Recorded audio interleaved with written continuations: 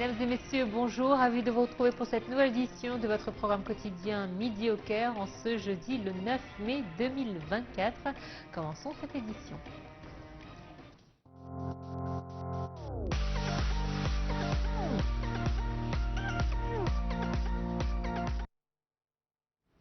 À la une de l'actualité, le président Abdel Fattah el-Sisi a ordonné de poursuivre le renforcement des efforts du projet de l'avenir d'Égypte au nouveau delta, de manière à contribuer à atteindre les objectifs stratégiques de l'État en matière de développement du secteur agricole du pays. El-Sisi s'exprimait lors d'une réunion avec le Premier ministre, Mostafa Madbouli, en présence de plusieurs ministres. La réunion a abordé a porté sur le suivi des besoins nécessaires en installations et services, notamment dans les secteurs de l'électricité, de l'eau et de l'irrigation, pour le projet L'avenir de l'Égypte dans le nouveau delta.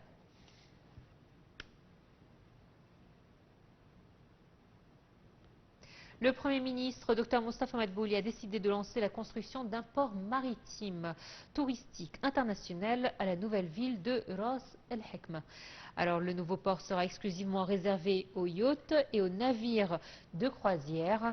Il s'étendra sur une superficie de 10,5 millions de mètres carrés environ.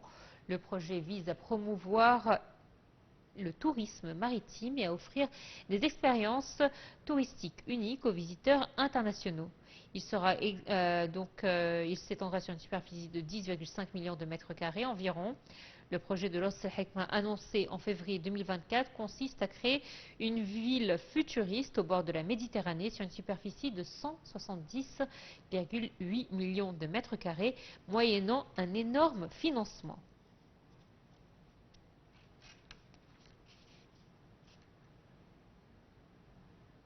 Le Moufti d'Égypte et chef du secrétaire général des institutions de la fatwa dans le monde, Shawqi Alem, a condamné dans les termes les plus forts la poursuite des attaques israéliennes barbares dans la ville de Rafah, au sud de la bande de Gaza, où se sont réfugiés près de 1,4 million de Palestiniens.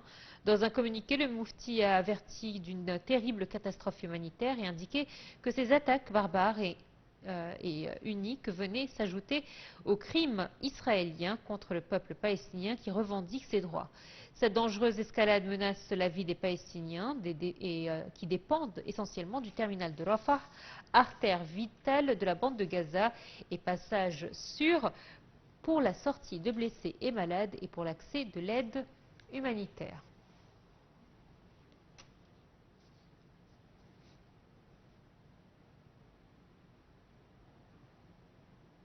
La Banque centrale égyptienne a annoncé que les réserves internationales nettes ont atteint 41,057 milliards de dollars jusqu'à la fin avril 2024. Ce chiffre représente une augmentation par rapport à celui du mois de mars qui a enregistré 40,99 milliards de dollars.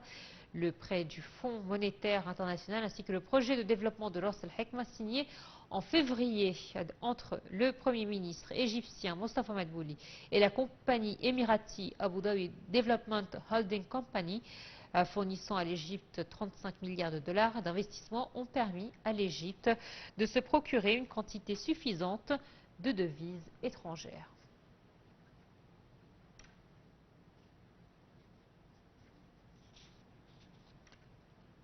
Le ministre de l'Agriculture, Saïd El-Kosser, a affirmé que l'Égypte appréciait les efforts de l'Union africaine d'adopter une position unifiée sur le sommet des Nations Unies sur les systèmes alimentaires et les solutions efficaces proposées capables de soutenir les systèmes alimentaires les plus flexibles et les plus nutritifs au peuple africain. C'est ainsi que s'est exprimé le ministre lors de son allocution au cours de la séance d'ouverture du sommet de l'Union africaine consacré à la santé des sols et aux engrais organisé dans la capitale kenyane, Nairobi.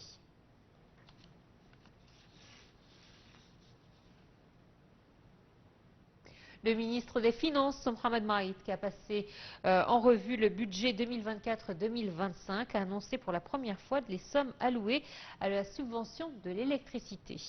Selon le plan gouvernemental d'allègement des subventions, l'exercice financier 2024-2025 sera le dernier pour la subvention de l'électricité. L'État avait adopté en 2015 un plan quinquennal pour mettre un terme à la subvention de l'électricité, mais en raison des flottements successifs de la livre égyptienne et de la pandémie de Covid-19 en 2020, le plan a été modifié. La subvention à l'électricité sera entièrement annulée après l'exercice financier 2024-2025. L'État avait annulé à 3 reprises l'augmentation des prix de l'électricité avant de l'appliquer en janvier 2024. La ministre d'État à l'immigration et aux affaires des Égyptiens à l'étranger, Soha Gendi, a affirmé que son ministère n'hésiterait pas à déployer des efforts visant à renforcer l'appartenance des Égyptiens à l'étranger, soulignant le souci d'instaurer la confiance entre eux et l'État égyptien.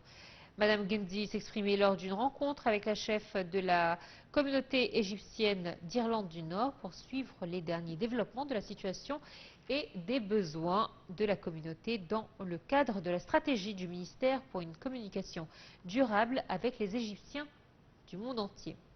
Et on enchaîne avec la santé cette fois-ci. Le conseiller du président de la République pour les affaires de santé et de prévention, Mohamed Awad Tagueddine, a affirmé que les initiatives présidentielles en faveur du dépistage précoce des tumeurs ont redessiné la carte sanitaire en Égypte.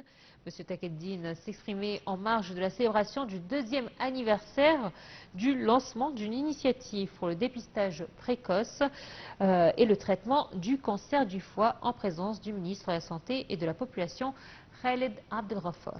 Alors, selon M. Tagueddine, ces initiatives contribueront de manière significative au traitement rapide du patient et rendront les résultats du traitement plus efficaces.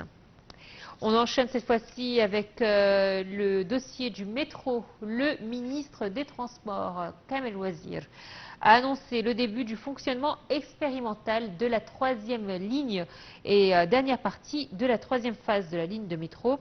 Cette partie est de 7,1 km, passant par la rue Wadi Nil, la rue Gamat Dole, dans le quartier de Mohandessine, et Bola Dakrour, et elle comprend 5 stations, dont 3 souterraines. Le ministre des Transports a déclaré qu'avec le fonctionnement de cette dernière partie, cette ligne reliant la gare centrale de Adli Mansour à l'Université du Caire sera entièrement achevée.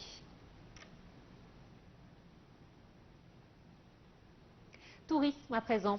Nous allons découvrir les dernières nouvelles de ce secteur qui nous est cher à travers ce tuto signé Hadia Osman et Sherif Boussela.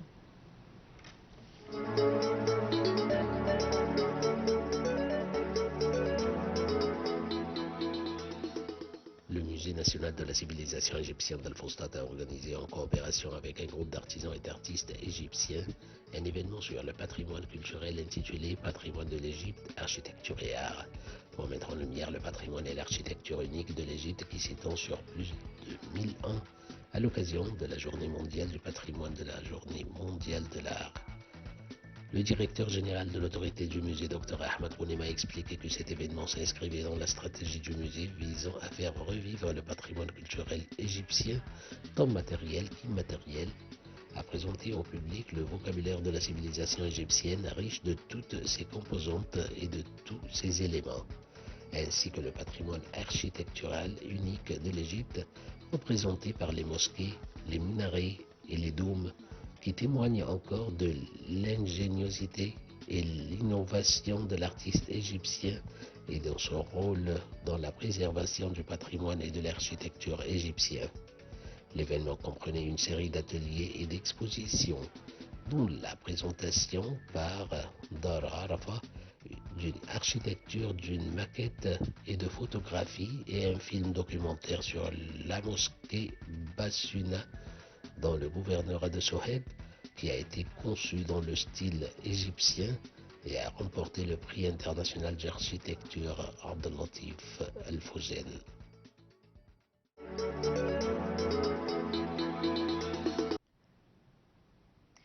On reste dans ce même thème avec le Musée national de la civilisation égyptienne.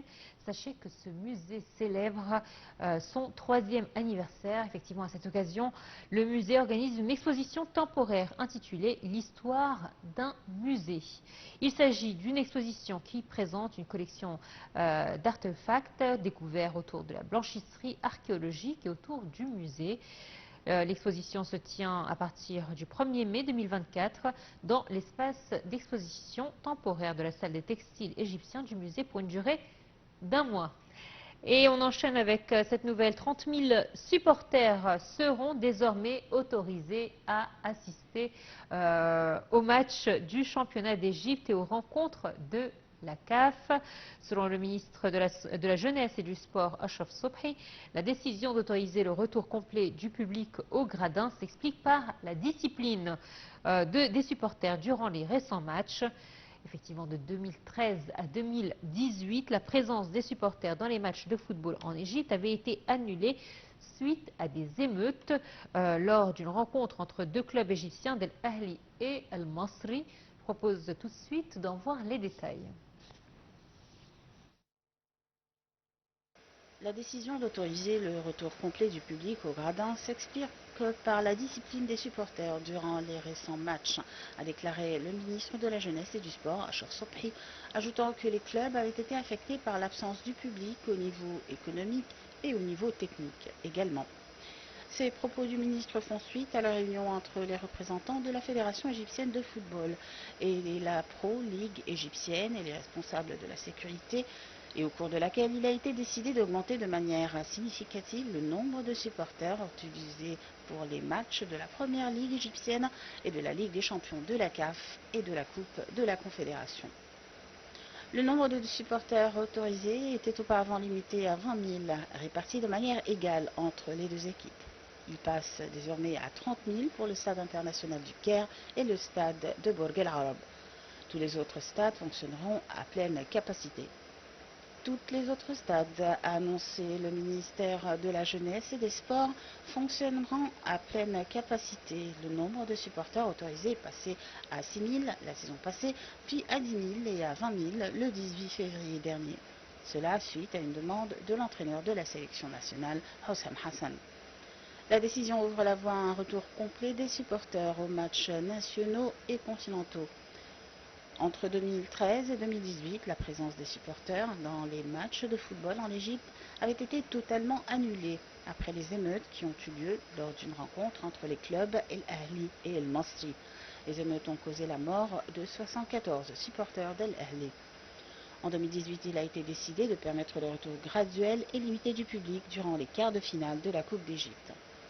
L'augmentation du nombre de supporters sera particulièrement pertinente au match retour de la finale de la Ligue des champions de la CAF le 25 mai, où El Ahli accueillera le club tunisien de l'Espérance au stade international du Caire. De même, Zamalek affrontera le club marocain de RS Berkane en match retour de la finale de la Coupe de la Confédération le 19 mai au même stade.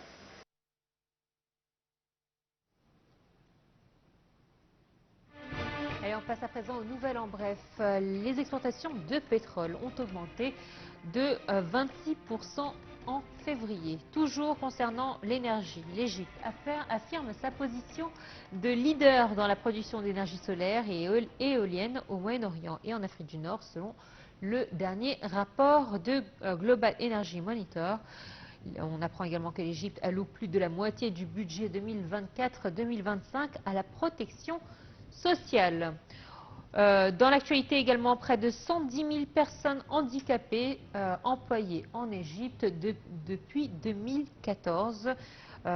Et enfin, le sabreur Zied El Sissi remporte la première médaille d'or pour l'Égypte au Grand Prix d'escrime en Corée du Sud. Voilà, c'est ainsi donc que prend fin cette édition de Midi au Caire. Merci de nous avoir suivis. Très bonne suite de programme sur Night Live International et à très bientôt. Au revoir.